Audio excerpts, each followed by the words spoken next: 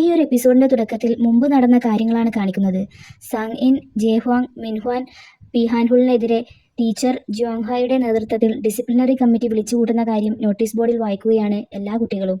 അവിടേക്ക് വന്ന San in, ജേഹ്വാങ്, മിൻഹ്വാനും അത് നോക്കിയിട്ട് ആകെ നാണക്കേടായി. ആ ജ്യോങ്ഹായുടെ പണിയാണോ ഇത്?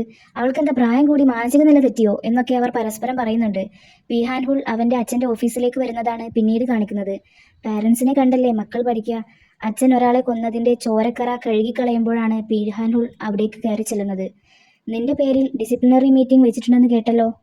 പ്രശ്നങ്ങളിലൊന്നും പെടാതെ ഗ്രാജുവേറ്റ് ചെയ്യുന്നത് ഇത്ര ബുദ്ധിമുട്ടുള്ള കാര്യമാണോ എന്നവൻ്റെ അച്ഛൻ ചോദിക്കുമ്പോൾ ഇത് ഞാൻ തന്നെ ശരിയാക്കിക്കോളാം എന്നവൻ അച്ഛനോട് മറുപടി പറയുന്നുണ്ട്. മനുഷ്യന്മാർ അവരുടെ നേട്ടങ്ങൾക്ക് വേണ്ടി എന്ത് ചെയ്യാനും മടിക്കാത്ത മൃഗങ്ങളാണ് എന്നവൻ അപ്പോൾ ചിന്തിക്കുന്നുണ്ട്. പിന്നീട് ടീച്ചർ ജ്വാങ് പിഹാൻഹുളിനോട് നിനക്കെന്താ പേടിയുണ്ടോ? ജനിക്കുമ്പോൾ ആരും ചീത്തകുട്ടിയായിട്ടല്ല വരുന്നത്, അതുകൊണ്ട് നിനക്കും ചേഞ്ച് ആവാൻ കഴിയുമെന്ന് എനിക്കറിയാം എന്നൊക്കെ പറയുമ്പോൾ പുച്ഛത്തോടെ പോകാൻ നിൽക്കുകയാണ് അവൻ. ടീച്ചർ അവനെ തടഞ്ഞുകൊണ്ട് ഇങ്ങനെ കൂളായി ആക്ട് ചെയ്യുന്ന ആദ്യത്തെ ഹൈസ്കൂളർ നീയാണെന്നൊരു തോന്നൽ നിനക്കുണ്ടോ എന്ന് ചോദിക്കുമ്പോൾ നിങ്ങൾക്ക് എല്ലാ ആളുകളെയും നന്നാക്കാൻ കഴിയില്ല എന്ന് പറഞ്ഞ് കൈ തട്ടി മാറ്റി നടന്നു പോവുകയാണ്. ആ സ്ത്രീയും ഒരു നല്ല അധ്യാപികയാണെന്ന് കാണിക്കാൻ വേണ്ടി എന്നെ യൂസ് ചെയ്യാൻ നോക്കുകയാണ് എന്ന് ചിന്തിച്ചുകൊണ്ടാണ് അവൻ നടക്കുന്നത്. പിന്നീട് കാണിക്കുന്നത് ടീച്ചർ ജോങ്ങും മകനും നടന്നു പോകുമ്പോൾ മാസ്ക് ധരിച്ച ഒരാൾ വന്ന് രണ്ടുപേരെയും കത്തികൊണ്ട് കുത്തുന്നതാണ്. മകനെ രക്ഷിക്കാനുള്ള വെപ്രാളത്തിൽ ടീച്ചർക്കാണ് കൂടുതൽ കുത്തേൽക്കുന്നത്. ആൻജിയോൺ ദോങ്കുവിലെ നടപ്പാതയിൽ വെച്ച് കുത്തേറ്റ് മരിച്ച സ്ത്രീ ഒരു ഹൈസ്കൂൾ ടീച്ചറാണെന്ന് തെളിഞ്ഞു. കൊലയാളി എന്ന് സംശയിക്കുന്നവൻ സോങ് എന്ന പേരുള്ള ഒരു ടീനേജറാണ്. കൊലപാതകത്തിന് ശേഷം സ്വയം വന്ന് പോലീസിന് മൊഴി നൽകിയിട്ടുണ്ടവൻ. പ്രതി നാടുവിട്ട് രക്ഷപ്പെട്ടു പോകുമോ എന്ന് ഭയന്ന് പോലീസ് അറസ്റ്റ് വാറണ്ടിന് റിക്വസ്റ്റ് ചെയ്തിരിക്കുകയാണ് എന്നൊക്കെ വാർത്തയിൽ വായിക്കുന്നതായി നമുക്ക് പിന്നീട് കാണാം. അങ്ങനെ ഹാൻഹുളിനെതിരെയുള്ള ഡിസിപ്ലിനറി മീറ്റിംഗ് ക്യാൻസൽ ചെയ്യുന്നുണ്ട്. അതിനുശേഷമാണ് റാങ്കിംഗ് ആപ്പ് അവർ ഉണ്ടാക്കിയിട്ടുള്ളത്. വൈബി ഫാമിലിയിൽ ജോയിൻ ചെയ്യാൻ ആഗ്രഹിക്കുന്നവരെല്ലാം ആ ആപ്പ് ഡൗൺലോഡ് ചെയ്ത് ഫൈറ്റ് ചെയ്ത് പ്രൂവ് ചെയ്യണം. അതാണ് റൂള്. അങ്ങനെ ഓരോ റാങ്കിന്റെ സ്ഥാനത്തേക്കും വേണ്ടിയുള്ള ഫൈറ്റ് പിഹാൻഹുളിന്റെ നേതൃത്വത്തിൽ കുട്ടികൾക്കിടയിൽ നടക്കുന്നുണ്ട്. സ്റ്റഡി റൂമിലിരുന്ന് നമ്മുടെ ടീം മെമ്പേഴ്സ് സ്കൂളിന് വന്നിട്ടുള്ള പുതിയ മാറ്റങ്ങളെക്കുറിച്ച് അത്ഭുതത്തോടെ ചർച്ച ചെയ്യുകയാണ്. എല്ലായിടവും ശാന്തതയും സമാധാനവും. പോരാത്തതിന് ഒരുവിധം എല്ലാ കുട്ടികളും പഠിക്കാനായി ആരംഭിച്ചിട്ടുണ്ട്. അതുപോലെ റാങ്കിംഗ് ആപ്പിൽ ഇപ്പോൾ റാങ്ക് ഒന്നും അപ്ഡേറ്റ് ചെയ്തിട്ടില്ല. അങ്ങനെ ഇതുവരെ സംഭവിച്ചിട്ടില്ല. ഇതിനൊക്കെ നന്ദി പറയേണ്ടത് ടീച്ചർ ലിയോടും പിന്നെ നമ്മുടെ ഗാമിനോടുമാണ് എന്നൊക്കെ പറയുന്നുണ്ടവർ. ഗാമിൻ അപ്പോഴും നോട്ട്സൊക്കെ തയ്യാറാക്കുന്ന തിരക്കിലാണ്. ടീച്ചർ ലീ ക്ലാസ്സൊക്കെ കഴിഞ്ഞ് അങ്ങനെ നടന്നു പോകുന്ന സമയത്താണ് പെട്ടെന്നൊരു ബൈക്ക് തൻ്റെ നേരെ വരുന്നത് കാണുന്നത്. ടീച്ചറിനെ ഇടിച്ചോ ഇടിച്ചില്ല എന്ന മട്ടിൽ ബൈക്ക് നിർത്തുന്നുണ്ട്. ടീച്ചർ ഒന്ന് ഷോക്കായിട്ടുണ്ട്. ഹെൽമറ്റ് ഊരിയപ്പോഴാണ് അത് യോബാണെന്ന് മനസ്സിലാവുന്നത്. നീ എന്തായി കാണിക്കുന്നത് എന്ന് ടീച്ചർ ചോദിക്കുന്നുണ്ട്. അപ്പോൾ അവർ ഒരു റെസ്റ്റോറൻറ്റിൽ ഇരുന്ന് സംസാരിക്കുന്നതാണ് പിന്നീട് കാണിക്കുന്നത്. ടീച്ചർ ആ ഡിസിപ്ലിനറി കമ്മിറ്റി വെക്കരുത്, ഞാൻ അന്നും പറഞ്ഞത് ഓർമ്മയില്ലേ, ഫെയർ പണിഷ്മെന്റ് അങ്ങനെയുള്ള കാര്യങ്ങളൊന്നും വിശ്വസിക്കരുത് എന്ന് യോബ് പറയുമ്പോൾ നിങ്ങളെ കാണുമ്പോൾ എനിക്കെൻ്റെ മരിച്ചുപോയ അമ്മയെയാണ് ഓർമ്മ വരുന്നതെന്ന് നീ പറഞ്ഞിരുന്നില്ലേ, നീ എന്താവും അങ്ങനെ പറഞ്ഞിട്ടുണ്ടാവുക എന്ന് ഞാൻ കുറേ ചിന്തിച്ചിരുന്നു എന്ന് പറഞ്ഞ് ടീച്ചർ ജോങ്ങിന്റെ മകനും യൂസെങ് ടെക് ഹൈസ്കൂളിലാണ് പഠിച്ചിരുന്നത് എന്ന് ഡിറ്റക്റ്റീവിന് ടീച്ചർ ലിയോട് പറഞ്ഞു കൊടുത്തത് ആലോചിച്ച് സോറി, ഞാൻ നേരത്തെ തന്നെ മനസ്സിലാക്കേണ്ടതായിരുന്നു, നിന്നെ കൂടുതൽ കെയർ ചെയ്യേണ്ടതായിരുന്നു എന്നൊക്കെ പറയുകയാണ്. പക്ഷേ പിഹാൻഹുളിനെതിരെയുള്ള ഡിസിപ്ലിനറി കമ്മിറ്റി മീറ്റിംഗ് വെക്കുന്നതിൽ ടീച്ചറിന്റെ കേസായിട്ട് എന്താണ് ബന്ധം എന്ന് ചോദിക്കുമ്പോൾ എൻ്റെ അമ്മയെ കൊന്നത് പിഹാൻഹുളാണ് എന്ന് മറുപടി പറയുകയാണ് യോബ്. പക്ഷേ ആ കേസിലെ പ്രതിയെ ഓൾറെഡി പിടിച്ചതല്ലേ എന്ന് ടീച്ചർ സംശയം ചോദിക്കുമ്പോൾ അതൊക്കെ വിശ്വസിക്കാൻ മാത്രം ബുദ്ധിയില്ലാത്തവരാണോ നിങ്ങൾ? പിടിക്കപ്പെട്ട് ജയിലിൽ കിടക്കുന്നത് യോബ ഗ്യാങ്ങിലെ ഒരു മിനിയൻ മാത്രമാണ്. പിഹാൻഹുൾ എന്തും ചെയ്യാൻ മടിക്കില്ല എന്നത് നിങ്ങൾക്കും അറിയാവുന്നതല്ലേ.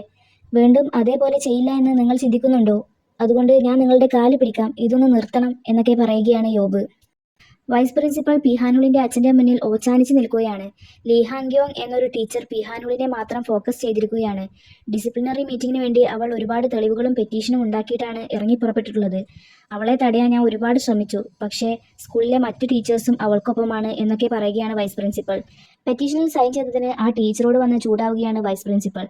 ഡിസിപ്ലിനറി മീറ്റിംഗ് മാത്രമല്ല, അവർ ഈ സ്കൂളിൽ ചിലപ്പോൾ ഇൻസ്പെക്ഷൻ നടത്തും, നമുക്ക് വേറെ വഴിയൊന്നുമില്ല, നേരിട്ടേ മതിയാകൂ. പിഹാനുളിനെതിരെയുള്ള മീറ്റിംഗ് നമുക്ക് ഇനിയും ഒഴിവാക്കാൻ പറ്റില്ല എന്നൊക്കെ ആ ടീച്ചർ പറഞ്ഞത് ആലോചിച്ച് വൈസ് പ്രിൻസിപ്പൽ ഒരുപക്ഷെ പിഹാൻഹുളിനെ സ്കൂളിൽ നിന്ന് പുറത്താക്കാനും സാധ്യതയുണ്ട് എന്ന് പറയുമ്പോഴാണ് ഹാൻഹുൾ അങ്ങോട്ട് കടന്നു വരുന്നത്. ഞാൻ ചെയർമാനുമായി കുറച്ച് കാര്യങ്ങൾ ഡിസ്കസ് ചെയ്യുകയായിരുന്നു എന്ന് പിഹാൻഹുളിനെ നോക്കി വൈസ് പ്രിൻസിപ്പൽ പറയുമ്പോൾ നിന്റെ കഴിഞ്ഞെങ്കിലും ഒന്ന് പോകുമോ എന്ന് ചോദിക്കുകയാണവൻ. ഇത് കേട്ട് വൈസ് പ്രിൻസിപ്പൽ ചെയർമാനോട് യാത്ര പറഞ്ഞ് അവിടെ നിന്നും ഇറങ്ങുന്നുണ്ട്. പിഹാൻഹുളിനെ നോക്കി അവൻ്റെ അച്ഛൻ നീ പുറത്തെവിടെങ്കിലും പൊയ്ക്കോ എന്ന് പറഞ്ഞു തുടങ്ങുമ്പോഴേക്കും ആ മീറ്റിംഗ് ഒരിക്കലും നടക്കാൻ പോകുന്നില്ല, പേടിക്കേണ്ട, ഇതും ഞാൻ മാനേജ് ചെയ്തോളാം എന്ന് പറയുന്നുണ്ട് അവൻ. പ്രധാന വാർത്തയിൽ കാണിക്കുന്നത് ആൻജിയോണിലെ ഒരു പ്രധാന ബിൽഡിങ്ങിൽ ഫൈറ്റ് പൊട്ടിപ്പുറപ്പെട്ടു. നമുക്ക് കിട്ടിയ റിപ്പോർട്ട് അനുസരിച്ച് ആൻജോണിലെ ഹൈസ്കൂളിൽ 10th ഗ്രേഡിൽ പഠിക്കുന്ന കുട്ടികൾ വേറെ സ്കൂളിലെ യൂണിഫോം ധരിച്ച് വേഷം മാറിയാണ് അകത്തെത്തിയിട്ടുള്ളത്. ബിസിനസ് എക്യുപ്മെന്റ് മോഷ്ടിക്കാനാണ് അവർ അകത്ത് കടന്നിട്ടുള്ളത് എന്നൊക്കെ വാർത്തയിൽ കാണിക്കുന്നതായി നമുക്ക് കാണാം. അടുത്ത ദിവസം ക്യാമറയും പൊക്കി പിടിച്ചുകൊണ്ട് യൂട്യൂബേഴ്സ് സ്കൂളിലെത്തി ഉള്ളതും ഇല്ലാത്തതുമായ കാര്യങ്ങൾ പറഞ്ഞ് വീഡിയോ എടുത്തുകൊണ്ടിരിക്കുകയാണ്. ഇന്നലെ നമ്മളെല്ലാവരും വീഡിയോയിൽ കണ്ട ആ കുട്ടികൾ കുപ്രസിദ്ധമായ യൂസൈൻ ടെക്നിക് ഹൈസ്കൂളിലെ സ്റ്റഡി ഗ്രൂപ്പിലെ മെമ്പേഴ്സാണ് എന്നൊക്കെ പറഞ്ഞ് ജീവുവിനെ കാണിച്ച് ഇവൾ ഹീമങ് ഓർഫനേജിലെ കുട്ടിയാണ്, അവൾക്കൊരു ഇരട്ട സഹോദരനുണ്ട്, ഇവളൊരു കുപ്രസിദ്ധമായ ഗുണ്ടയാണ്, അവളുടെ കൂടെയുള്ളത് ലൂസർ ഹീവൺ ആണ് എന്നൊക്കെ പറഞ്ഞ് ഹരാസ് ചെയ്യുന്നത് പോലെ വീഡിയോ എടുത്തുകൊണ്ടിരിക്കുകയാണ്. അപ്പോഴാണ് സേഹ്യൂണും ലീജുനും അവിടേക്ക് എത്തുന്നത്. ലീജുന്റെ റെഡ് തല കണ്ടതും ഇവനല്ലേ ആ വീഡിയോയിലുള്ള ഗുണ്ട എന്ന് പറഞ്ഞ് റിപ്പോർട്ടേഴ്സും യൂട്യൂബേഴ്സും അവന്റെ അടുത്തേക്ക് ഓടി വരികയാണ്. കാര്യം എന്തെന്നറിയാതെ നിൽക്കുന്ന സേഹ്യൂനും ലീജുനും അവരുടെ പിടിയിൽ പെടാതെ വേഗം ഓടി രക്ഷപ്പെടാൻ ശ്രമിക്കുകയാണ്. അവർ പിന്നാലെയും. വൈസ് പ്രിൻസിപ്പാളിന്റെ പിന്നാലെ ചെന്ന്, സാർ, ഗാമിനെതിരെ ഡിസിപ്ലിനറി മീറ്റിംഗ് വെച്ചത് എന്തിനാണ്? എൻ്റെ കുട്ടികൾ ഒരിക്കലും ബുള്ളി ചെയ്തിട്ടില്ല, അവരൊരിക്കലും ബുള്ളികളല്ല, അവരത് ചെയ്തതിന് പിന്നിൽ തക്കതായ കാരണങ്ങളുണ്ടാവും, ഞാനത് അന്വേഷിച്ച് അതിനുള്ള കറക്റ്റ് നടപടിയെടുക്കാം എന്നൊക്കെ പറയുമ്പോൾ വൈസ് പ്രിൻസിപ്പൽ ചൂടായിക്കൊണ്ട്, അതിൻ്റെയൊക്കെ സമയം കഴിഞ്ഞു, ന്യൂസിൽ വീഡിയോ ഒക്കെ നീ കണ്ടതല്ലേ, ഇനി നിന്റെ മുമ്പിൽ ഒറ്റ വഴിയേ ഉള്ളൂ, ഒന്നുകിൽ യുഗാമിനെയും അവന്റെ മൊത്തം ഗ്യാങ്ങിനെയും വിളിച്ചു വരുത്തി മീറ്റിംഗ് വെച്ച് സ്കൂളിൽ നിന്ന് പുറത്താക്കുക, അല്ലെങ്കിൽ പിഹാനൂലിനെതിരെയുള്ള ഡിസിപ്ലിനറി മീറ്റിംഗ് ക്യാൻസൽ ചെയ്യുക, നീയാണിത് തുടങ്ങി വെച്ചത്, ഇത് നിന്റെ റെസ്പോൺസിബിലിറ്റിയാണ് എന്നൊക്കെ പറയുകയാണ് വൈസ് പ്രിൻസിപ്പൽ. ഇതിൻ്റെയൊക്കെ പിന്നിലുള്ള കാര്യം മനസ്സിലാക്കിയ ടീച്ചർ ലീ വൈസ് പ്രിൻസിപ്പലിനെ നോക്കുമ്പോൾ, എന്തിനാ നോക്കുന്നത്, ആ സ്റ്റഡി ഗ്രൂപ്പിനെ ഇല്ലാതാക്കാണ് ആദ്യം ചെയ്യേണ്ടത്, എന്നിട്ട് നിന്റെ റിസൈൻ ലെറ്റർ റെഡിയാക്ക്, സ്റ്റഡി ഗ്രൂപ്പ് ഫെയിൽ ആയി കഴിഞ്ഞാൽ നിന്നെ ഇവിടുന്ന് ഡിസ്മിസ് ചെയ്യുമെന്ന് പറഞ്ഞ കരാർ ഓർക്കുന്നില്ലേ എന്നൊക്കെ ചൂടായിക്കൊണ്ട് ചോദിക്കുന്നുണ്ട് വൈസ് പ്രിൻസിപ്പൽ. മീറ്റിംഗ് റൂമിൽ ഇരിക്കുന്ന സ്റ്റഡി ഗ്രൂപ്പ് മെമ്പേഴ്സിനെയും ടീച്ചറിനെയാണ് പിന്നീട് കാണിക്കുന്നത്. ഇങ്ങനെയൊക്കെ സംഭവിച്ചപ്പോൾ നിങ്ങളൊക്കെ ഷോക്കായിട്ടുണ്ടാവുമല്ലേ എന്ന് ടീച്ചർ ലീ ചോദിക്കുമ്പോൾ, ഇതൊക്കെ എൻ്റെ തെറ്റാണ്, സോറി ടീച്ചർ എന്ന് പറയുകയാണ് ഗാമിൻ.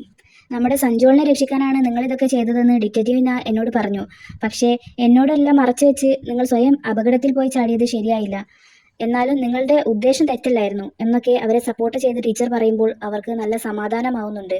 പകരം നിങ്ങൾ എനിക്കൊരു വാക്ക് തരണം, ഇനി ഇങ്ങനെയുള്ള അപകടങ്ങളിലൊന്നും ചെന്ന് തലയിടരുത്, ഈ തെറ്റായ വാർത്തകളും അതുപോലെ ഡിസിപ്ലിനറി മീറ്റിങ്ങും ഒക്കെ ഞാൻ നോക്കിക്കോളാം, അത് എൻ്റെ ഉത്തരവാദിത്തമാണ്, എന്നെ വിശ്വസിച്ച് അതുവരെ നിങ്ങളൊന്ന് സമാധാനപ്പെടണം എന്നൊക്കെ പറയുമ്പോൾ അവർ സമ്മതിക്കുന്നുണ്ട്.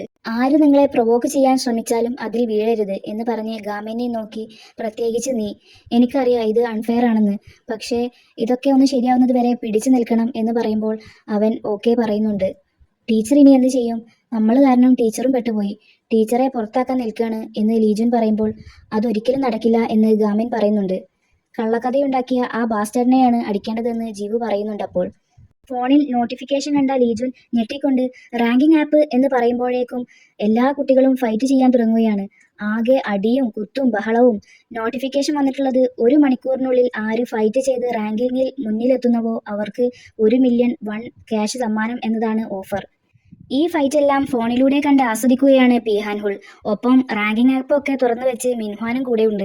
യൂസൈൻ ടെക് പഴയ ഫൈറ്റിംഗ് സ്പിരിറ്റിലേക്ക് വന്ന സന്തോഷമാണ് അവരുടെ മുഖത്തുള്ളത്. ഗാമിനും കൂട്ടരും ആ ഫൈറ്റ് നടക്കുന്നതിനിടയിൽ നിന്ന് എങ്ങനെയെങ്കിലും പുറത്തു കടക്കാനുള്ള പരിശ്രമത്തിലാണ്.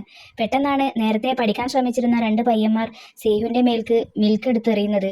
സേഹ്യൂൻ തിരിഞ്ഞു നോക്കിയപ്പോൾ, ലൂസറായ സേഹ്യൂനെ തോൽപ്പിച്ചാൽ നമുക്കും റാങ്കിൽ മുന്നിലെത്താം, ഞങ്ങൾക്കും 1 മില്യൺ വേണം, ഞങ്ങളോട് ഫൈറ്റ് ചെയ്യാൻ വാ എന്ന് പറയുകയാണ് അവർ. സേഹ്യൂണിന് ദേഷ്യം വരുന്നുണ്ടെങ്കിലും പ്രത്യേകിച്ചൊന്നും പ്രതികരിക്കാൻ നിൽക്കാതെ ഇറങ്ങിപ്പോവുകയാണ് അവൻ. പിന്നാലെ ഗാമിനും.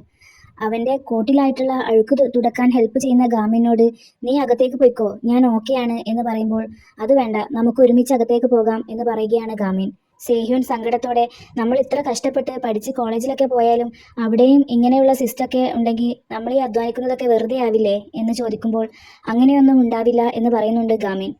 എല്ലാം ശരിയാവുമെന്നാണ് ഞാൻ എപ്പോഴും പ്രതീക്ഷിച്ചിരുന്നത്, പക്ഷേ ഇപ്പോൾ എനിക്ക് സ്വപ്നം കാണുന്നത് പോലും ബുദ്ധിമുട്ടായി മാറിയിരിക്കുകയാണ് എന്ന് പറയുമ്പോഴാണ് സേഹ്യൂന്റെ ഫോണിൽ അച്ഛൻ വിളിക്കുന്നത് കണ്ടത്.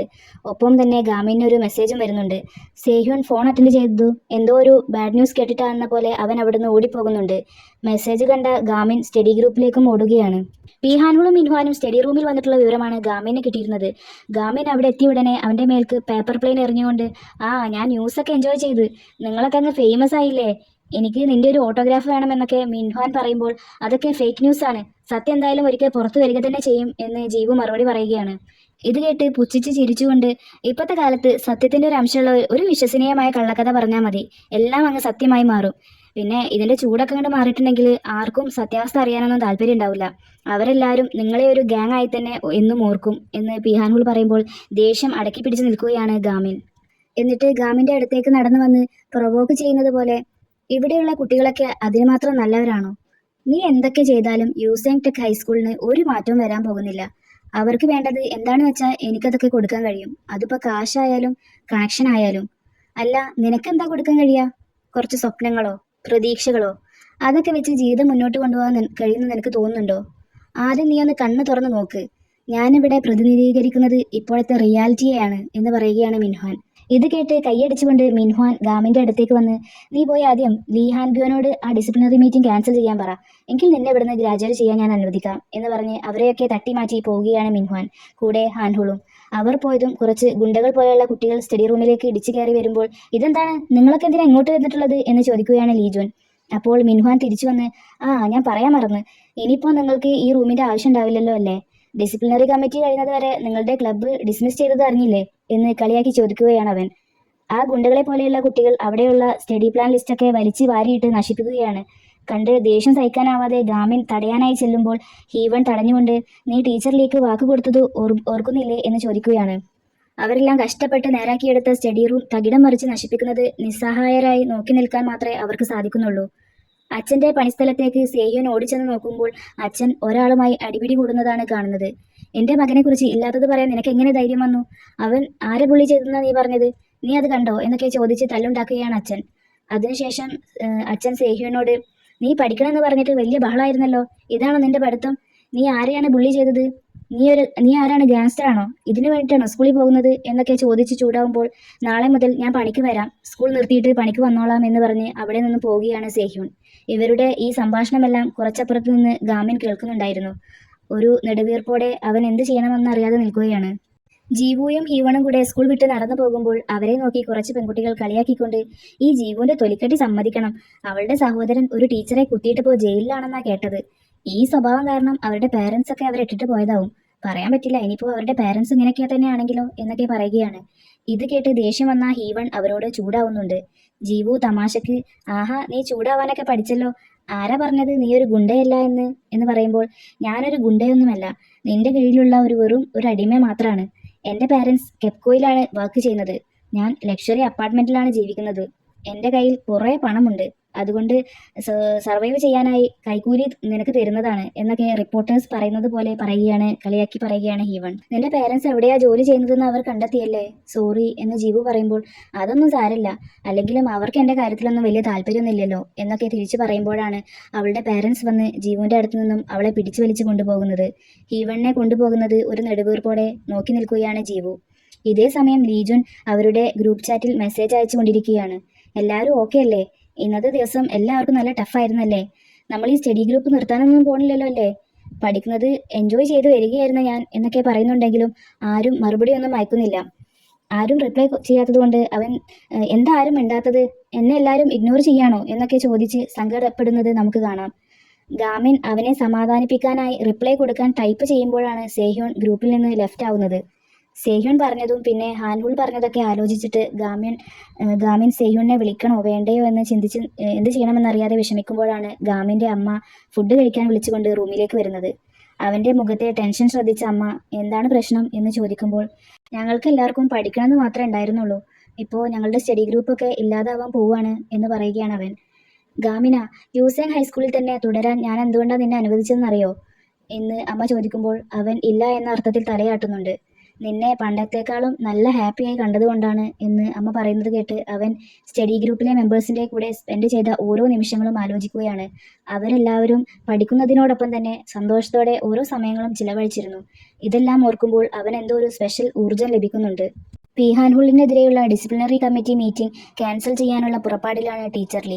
കാരണം സഹായത്തിനായി ഡിറ്റക്റ്റീവിനായി സമീപിച്ചപ്പോഴും സംജോൾ യൂസേങ് ടെക്നിക് ഹൈസ്കൂളിലെ തന്നെ സ്റ്റുഡൻ്റ് ആയത് കാരണം അവൻ്റെ മൊഴി ആരും വിശ്വസിക്കില്ല, അതുകൊണ്ട് ഒന്നും ചെയ്യാൻ കഴിയില്ല എന്ന് പറയുന്നതും, അതുപോലെ ആ ടീച്ചറെ ചെന്ന് കാണുമ്പോൾ, നമ്മുടെ ഈ സ്കൂൾ ഇങ്ങനെയൊക്കെ തന്നെയാണ്, നീ ഇതിൻ്റെ മേൽ കടുംപിടുത്തം പിടിച്ചാൽ ഗാമിനെ സ്കൂളിൽ നിന്ന് അവർ പുറത്താക്കും, അതുകൊണ്ട് നീ ഇറങ്ങി പുറപ്പെട്ടത് മതിയാക്കുന്നതായിരിക്കും നല്ലത് എന്നൊക്കെയാണ് അവരൊക്കെ പറഞ്ഞിട്ടുള്ളത്.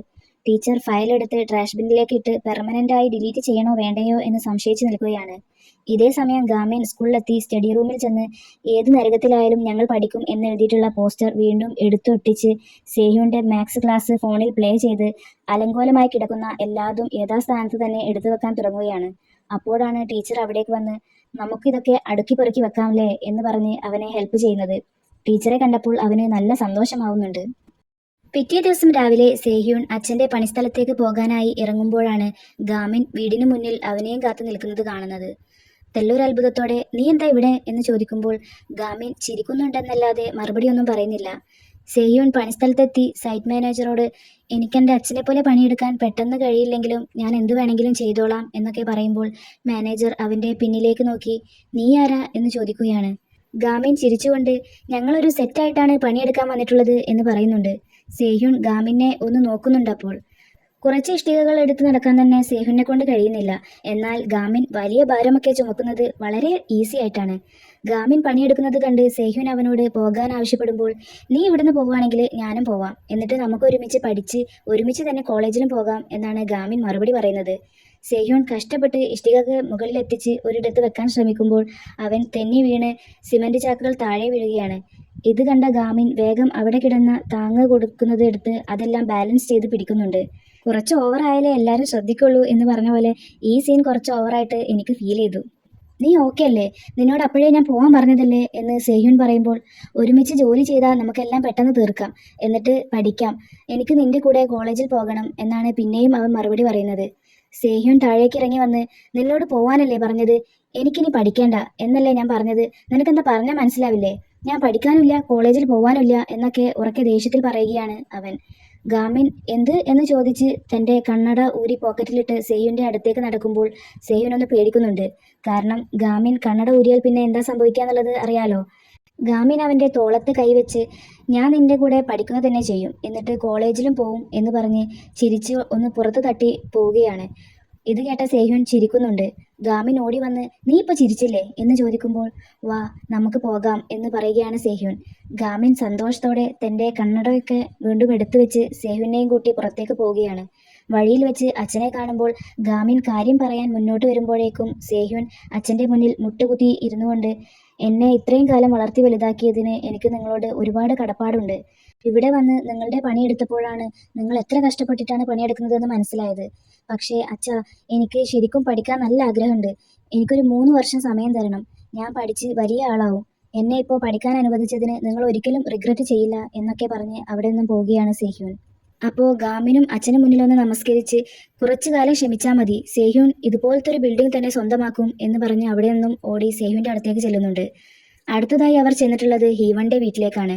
അവർ അവളുടെ പാരൻസിനെ ഗ്രീറ്റ് ചെയ്തതിന് ശേഷം സേഹ്യൂൻ തൻ്റെ റിപ്പോർട്ട് കാർഡ് അവർക്ക് നേരെ നീട്ടി ഞാൻ സ്കൂളിലെ ടോപ്പ് സ്റ്റുഡൻ്റ് ആണ് എന്ന് പറയുന്നുണ്ട്. അവർ പ്രത്യേകിച്ച് റിയാക്ഷൻ ഒന്നും കാണിക്കാത്തത് കണ്ട് ഗാമിൻ അതെ ഇവനാണ് സ്കൂളിലെ ടോപ്പർ, ഹീവന്റെ ഗ്രേഡ്സ് ഇത്തവണ കൂടാനുള്ള കാരണം ഞങ്ങളുടെ സ്റ്റഡി ഗ്രൂപ്പാണ് എന്ന് പറയുകയാണ്. ഞങ്ങൾ ബുള്ളികളാണെന്ന് നിങ്ങൾ തെറ്റിദ്ധരിച്ചിരിക്കുകയാണ്, ഞങ്ങൾക്ക് പഠിക്കണമെന്ന് മാത്രമേ ആഗ്രഹമുള്ളൂ, ഞങ്ങൾ ബുള്ളികളൊന്നല്ല എന്ന് സേഹ്യൂൻ പറയുമ്പോൾ ഞങ്ങൾക്ക് അവളുടെ കാര്യത്തിൽ നല്ല പേടിയുണ്ട്, അതുകൊണ്ട് അവളെ ആ സ്കൂളിൽ നിന്ന് ട്രാൻസ്ഫർ ചെയ്യാൻ നോക്കുകയാണ് എന്ന് അച്ഛൻ മറുപടിയായി പറയുമ്പോഴേക്കും സേഹ്യൂൻ നോ എന്ന് പറയുന്നുണ്ട്. സോളിലെ കോളേജിൽ പോകാൻ ഞങ്ങളുടെ സ്കൂളിലെ സ്പെഷ്യലൈസ്ഡ് അഡ്മിഷൻ ഉള്ളവർക്ക് കഴിയും, നിങ്ങൾക്കത് അറിയില്ലല്ലേ? നിങ്ങൾ സമ്മതിക്കുകയാണെങ്കിൽ ഞാൻ അവളുടെ സ്റ്റഡിമേറ്റ് ആവാം, അവൾക്ക് കോളേജിൽ അഡ്മിഷൻ കിട്ടുന്ന കാര്യം ഞാൻ ഉറപ്പാക്കാം എന്നൊക്കെ സേഹ്യൂൻ പറയുമ്പോൾ സോളിലെ കോളേജ് എന്നൊക്കെ കേൾക്കുമ്പോൾ പാരൻസിന് ചെറിയൊരു സമ്മതം വന്നതായി നമുക്ക് മനസ്സിലാക്കാം. അതൊക്കെ പോട്ടെ, അതെന്താ നിങ്ങൾ കൊണ്ടുവന്നിട്ടുള്ളത് എന്ന് അമ്മ ചോദിക്കുമ്പോൾ അത് ബ്ലൂബെറിയാണ്, ഞങ്ങളുടെ ഫ്രണ്ടിനെ കാണാൻ വരുമ്പോൾ വെറും കൈയോടെ വരാൻ കഴിയില്ലല്ലോ എന്ന് പറഞ്ഞ് അതെടുത്ത് മുന്നിൽ വെക്കുന്നുണ്ട് ഗാമിൻ. ബ്ലൂബെറിക്ക് എന്താ പ്രത്യേകത എന്ന് അമ്മ ചോദിക്കുമ്പോൾ ബ്രെയിൻ ആക്ടിവേറ്റ് ആക്കാൻ ഏറ്റവും നല്ല ഫ്രൂട്ടാണിത് എന്ന് പറയുന്നുണ്ട് ഗാമിൻ. അപ്പോൾ ഇവരൊക്കെ നമ്മൾ വിചാരിച്ചതുപോലെയല്ല, ഹീവണ്ണെ നല്ലോണം കെയർ ചെയ്യുന്നുണ്ട് എന്ന് അച്ഛനോട് പറയുന്നുണ്ട് അമ്മ. അങ്ങനെ ഹീവണ്ണെ നമ്മുടെ സ്റ്റഡി ഗ്രൂപ്പിലേക്ക് തന്നെ തിരിച്ചു കിട്ടിയിരിക്കുകയാണ്. ഒരു കൺവീനിയൻസ് സ്റ്റോറിൽ പാർട്ട് ടൈമായി വർക്ക് ചെയ്യുകയാണ് ജീവു. അപ്പോഴാണ് ഒരു പെൺകുട്ടി ബ്ലൈൻഡ് ഡേറ്റിനൊക്കെ കൂടെ പോകാൻ എനിക്കൊരു നല്ല ഫ്രണ്ടിനെ വേണം എന്ന് പറയുന്നത് കേൾക്കുന്നത്. ജീവു തിരിഞ്ഞു നോക്കുമ്പോൾ അത് ഹീവൺ ആയിരുന്നു. ജീവു മൈൻഡ് ചെയ്യാതെ പോവാൻ നിൽക്കുമ്പോൾ ആ ഞാനൊരു ലൂസർ ആയതുകൊണ്ട് എന്നെയൊക്കെ ആര് ഫ്രണ്ടാക്കാനാ, അപ്പോൾ പിന്നെ ബ്ലൈൻഡ് ഡേറ്റും ഉണ്ടാവാൻ ചാൻസ് ഇല്ല, എന്തൊരു കഷ്ടമല്ലേ എന്നൊക്കെ പറഞ്ഞ് ജീവുവിനെ കൺവിൻസ് ചെയ്യാൻ ശ്രമിക്കുന്നുണ്ടെങ്കിലും അവൾ മൈൻഡ് ചെയ്യുന്നതേയില്ല. ഹീവൺ വീണ്ടും അടുത്തേക്ക് ചെന്ന്, കോളേജിലൊക്കെ പഠിക്കുമ്പോൾ നമ്മുടെ ബോയ് ഫ്രണ്ട്സിന്റെ കൂടെ കറങ്ങി നടക്കാൻ നല്ല രസമായിരിക്കുമല്ലേ? നമ്മളുടെ രണ്ടാളുടെയും കോൺസെപ്റ്റ് ഒക്കെ ഡിഫറെന്റ് ആണ്. നീ മുഖഭംഗിയല്ലേ നോക്കുന്നത്, ഞാൻ അവരുടെ ഫിസിക്കാണ് എന്നൊക്കെ ഹീവൺ പറയുമ്പോൾ, ഞാൻ കോളേജിലും പോകുന്നില്ല, ബോയ് ഫ്രണ്ടും വേണ്ട എനിക്ക് എന്ന് പറയുകയാണ് ജീവു. അതെന്താ, നിനക്കെന്തോ ഒരു കുഴപ്പം എന്ന് ഹീവൺ ചോദിക്കുമ്പോൾ, ഓക്കെ, ഞാൻ കോളേജിലും പോയി, ബ്ലൈൻഡ് ഡേറ്റിന് പോയി എന്ന് വിചാരിക്ക്. എന്നിട്ട് ഞാൻ അവരോട് എന്ത് പറഞ്ഞ് എന്നെ ഇൻട്രൊഡ്യൂസ് ചെയ്യും? ഞാനൊരു അനാഥയാണ്, ഒന്നുമില്ലാത്തവളാണ്, എനിക്കൊരു ട്വിൻ ബ്രദർ ഉണ്ട്, അവൻ ജയിലിലാണ്. ഞാനിവിടെ കിടന്ന് ചത്ത് പണിയെടുക്കുന്നത് ജയിലിൽ കിടക്കുന്ന ബ്രദറിന് തിന്നാൻ കൊടുക്കാനാണ്. എൻ്റെ കൂടെ അവനെ കാണാൻ വരുന്നോ എന്നൊക്കെയാണോ ഞാൻ അവരോട് പറയേണ്ടത് എന്നൊക്കെ ചോദിക്കുകയാണ് ജീവു. ആ, നീ പറഞ്ഞതിലും കാര്യമുണ്ട്. പക്ഷേ കേൾക്കുന്നവർക്ക് ഇങ്ങനെയും ചിന്തിക്കാലോ, അവളൊരു ഓർഫനാണ്, ജയിലിൽ കിടക്കുന്ന ബ്രദറിനെ കഷ്ടപ്പെട്ട് പണിയെടുത്ത് നോക്കുകയാണ്, അതിൻ്റെ കൂടെ തന്നെ പഠിച്ച് കോളേജിലും പോകുന്നുണ്ട്. She's really cool and impressive, അവളൊരു സംഭവമാണ് എന്നൊക്കെ പറയുകയാണ് ഹീവൺ. നീ അങ്ങനെയുള്ള ഒരാളെ കല്യാണം കഴിക്കുകയാണെങ്കിൽ നിന്റെ ബ്രൈഡ്സ് മെയ്ഡായി നിന്റെ കൂടെ നിന്ന് നീ എറിയുന്ന ബൊക്കെ ഞാൻ പിടിക്കും എന്ന് പറയുന്നത് കേട്ട് ജീവുവിന് ചിരി വരുന്നുണ്ട്. സേഹ്യോനും ഗാമിനും തൊട്ടപ്പുറത്ത് ഒളിഞ്ഞിരിപ്പുണ്ടായിരുന്നു. ജീവു കൂളായതോടെ അവർ പുറത്തേക്ക് വന്ന് തംസപ്പ് കൊടുക്കുന്നുണ്ട്. ഒറ്റപ്പെട്ടു പോയ ലീജുൻ തനിയെ പ്രാക്ടീസ് ചെയ്യാൻ ശ്രമിക്കുകയാണ്, പക്ഷേ നടക്കുന്നില്ല. ദേഷ്യം വന്ന അവൻ നുൻചാക്കു ഒക്കെ വലിച്ചെറിഞ്ഞ് ഫോൺ എടുത്ത് നോക്കുമ്പോഴാണ് സ്റ്റഡി ഗ്രൂപ്പിലേക്ക് സേഹ്യുനെ വീണ്ടും ഗാമിൻ ആഡ് ചെയ്തത് കണ്ടത്. വീണ്ടും എല്ലാവരും ഒന്നിച്ചത് കാണുമ്പോൾ ലീജുവിന് വളരെയധികം സന്തോഷമാവുന്നുണ്ട്. പിറ്റേ ദിവസം ടീച്ചർ ലീ വൈസ് പ്രിൻസിപ്പലിന്റെ റൂമിലേക്ക് ചെന്ന് ഡിസിപ്ലിനറി മീറ്റിംഗ് ക്യാൻസൽ ചെയ്യാതെ മുന്നോട്ട് പോകാൻ തീരുമാനിച്ച വിവരം അറിയിക്കുകയാണ്. ഈ ഡിസിപ്ലിനറി മീറ്റിംഗ് കഴിഞ്ഞാൽ ഞാൻ ഈ സ്കൂളിൽ നിന്ന് തന്നെ പോകും എന്ന് ടീച്ചർ പറയുമ്പോൾ, അപ്പോൾ സ്റ്റഡി ഗ്രൂപ്പിലെ മെമ്പേഴ്സ് വേദനിക്കുന്നത് കൊണ്ട് നിനക്കൊരു പ്രോബ്ലം ഇല്ലല്ലേ? നീ ഒരു യഥാർത്ഥ ടീച്ചർ ആയിരുന്നെങ്കിൽ അവരെ പ്രൊട്ടക്ട് ചെയ്യുമായിരുന്നു എന്ന് ചൂടായിക്കൊണ്ട് വൈസ് പ്രിൻസിപ്പൽ പറയുമ്പോൾ, എൻ്റെ സ്റ്റുഡൻസ് എന്ന് പറയുന്നത് സ്റ്റഡി ഗ്രൂപ്പിലെ കുട്ടികൾ മാത്രമല്ല, പീഹാനുളിൻ്റെ വിക്ടിംസിനെയൊക്കെ പ്രൊട്ടക്ട് ചെയ്യുമെന്ന് വാക്ക് കൊടുത്തത് നിങ്ങളും കേട്ടതല്ലേ? യൂസേങ് ഹൈസ്കൂളിനെ ചേഞ്ച് ആക്കണമെങ്കിൽ ഈ മീറ്റിംഗ് വെച്ചേ മതിയാകൂ എന്നാണ് ഞാൻ ഇപ്പോഴും വിശ്വസിക്കുന്നത്. ഇനിയിപ്പോൾ സ്റ്റഡി ഗ്രൂപ്പിലെ മെമ്പേഴ്സിൻ്റെ അടുത്ത് എന്തെങ്കിലും തെറ്റുകളുണ്ടെങ്കിൽ അവർക്ക് അതിനുള്ള ശിക്ഷ വാങ്ങിച്ചു കൊടുക്കാനും അവരെ കൊണ്ട് മാപ്പ് പറയിപ്പിക്കാനും ഞാൻ മടിക്കില്ല. പക്ഷേ അവരെ വെറുതെ കുറ്റക്കാരാക്കുന്നത് ഞാൻ കണ്ടു നിൽക്കില്ല എന്നൊക്കെ പറയുകയാണ് ടീച്ചർ. പൂർവാധികം പഠിക്കണമെന്ന വാശിയോടെ, ധൈര്യത്തോടെ, സന്തോഷത്തോടെ സ്റ്റഡി ഗ്രൂപ്പിലെ മെമ്പേഴ്സ് സ്കൂൾ ലക്ഷ്യമാക്കി നടന്നു വരുന്നതാണ് കാണിക്കുന്നത്. ഇവിടെ വെച്ചാണ് ഈ എപ്പിസോഡ് അവസാനിക്കുന്നതും.